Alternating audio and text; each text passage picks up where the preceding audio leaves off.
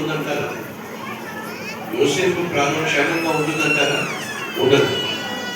యాకోబుకు తెలుసు తన అన్నయ్యలు యోసేపు మీద పగబట్టారని. ఒకవేళ యోసేపును పంపిస్తే యోసేపు యొక్క ప్రాణానికే ప్రమాదం అని యాకోబుకు తెలిసినప్పటికీ కూడా పాపిష్టి కొడుకుల కోసం పరిశుద్ధమైన ప్రియమైన తన కుమారుణ్ణి తన క్షేమం కోసం పంపిస్తున్నాడండి. రెండు, యోసేపుకు తెలుసు తన మీద అన్నయ్యలు పగబట్టారు. అన్నయ్యలు మంచి వాళ్ళు కాదు.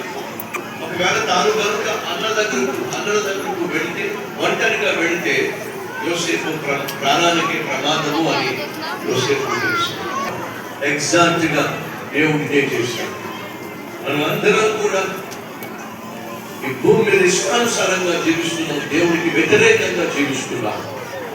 అయినా మన క్షేమం కోసం, మన రక్షణ కోసం దేవుడు బహుగా ప్రేమించిన తన ఏకైక అద్వితీయ కుమారుడైన యేసుక్రీస్తును మన క్షేమం కోసం, రక్షణ కోసం ఈ లోకానికి పంపించాడు.